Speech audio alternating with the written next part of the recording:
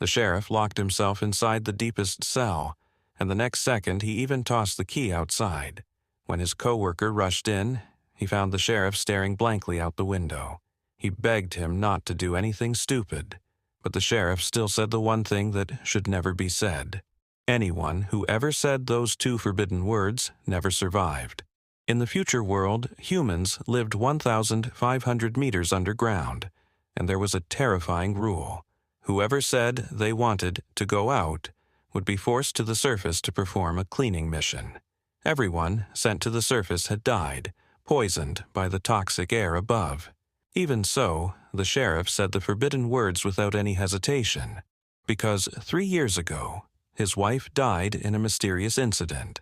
That day, at a restaurant, his wife suddenly shouted that the outside world was actually beautiful, that the wasteland shown on the screens was a manipulated image created by the leaders, whose goal was to trap everyone underground forever. But the people around her didn't react at all, so she shouted the forbidden words. As the sheriff, her husband was forced to escort her to the surface himself. The entire bunker watched her journey through a live broadcast. After Ellie walked out, she used a piece of wool to wipe the dust off the bunker's camera. She was excited, thinking the outside world was finally safe to live in. But after just a few steps, she collapsed and never moved again. People's hopes were crushed once more. But only the sheriff knew the real sign Ellie had given him. If the outside world was truly safe, she would wipe the camera to let him know. So the sheriff believed her death must have been caused by something else. To discover the truth, the sheriff also said the forbidden words. The mayor put him in a protective suit and sent him out. He climbed the long staircase leading to the surface, and when the bunker door opened, he was stunned. The outside world really was exactly like Ellie had described. Green, full of life, and even birds flying overhead. He desperately wanted the people below to know the truth. He ran back toward the bunker's camera and wiped the lens with the wool. But on the giant screen inside the bunker, the people saw the exact opposite. What they saw was the sheriff walking through ruins and approaching his wife's dead body.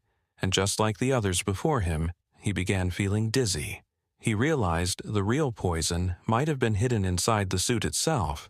He did something no one had ever dared to do. He removed his helmet. But his body was already too weak, and within moments he collapsed next to his wife. Hope for survival on the surface was shattered yet again. But one woman understood something. The sheriff must have had a reason for taking off his helmet. Just the night before, she had taken the sheriff to a hidden abandoned tunnel. Inside, strange drawings and symbols covered the walls, as if she had known this place for a long time. She led him through a broken wall into a platform. When she turned on the lights, a massive drilling machine came into view. She guessed that the machine had malfunctioned while digging downward, which was probably why the area had been sealed off.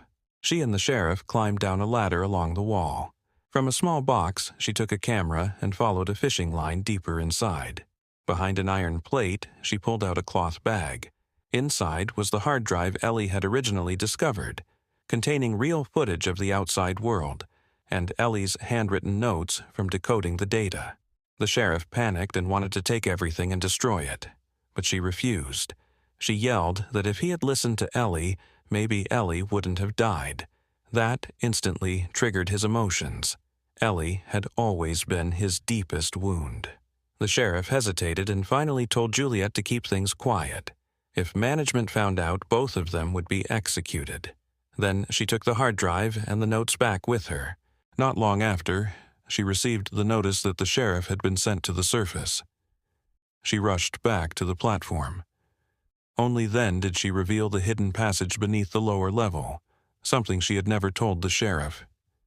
Even though she had a terrible fear of deep water, she tied a rope and climbed down carefully, using a headlamp for light. But halfway down, her headlamp fell into the darkness, leaving her to feel her way in total blackness. Just as she was about to reach the water surface, the generator above suddenly malfunctioned. As the generator manager, she immediately climbed back up. She arrived just in time to stop her apprentice, who was about to go inside to repair it. But when the apprentice hesitated, Juliet knocked her out with a single punch. After the crisis passed, Juliet's supervisor reprimanded her for drinking, missing work for 2 hours, and hitting an apprentice who admired her. But Juliet, dead serious, told him the generator had a severe issue and needed to be fully shut down for repairs. Her supervisor refused.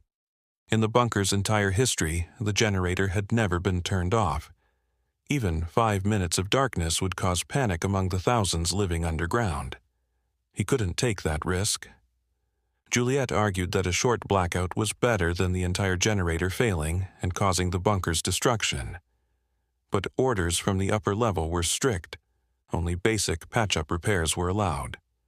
Right then, the generator suddenly surged with high pressure, shaking the whole lower level violently. The mayor happened to be visiting and rushed over. Without hesitation, the brave Juliet went inside the generator to fix the problem. Thanks to her, the generator's pressure returned to normal. The mayor saw her courage and skill. He immediately decided Juliet should replace the sheriff and become the new sheriff. But Juliet refused without hesitation. If you enjoyed the video, please give it a like, and subscribe to the channel for videos of this type.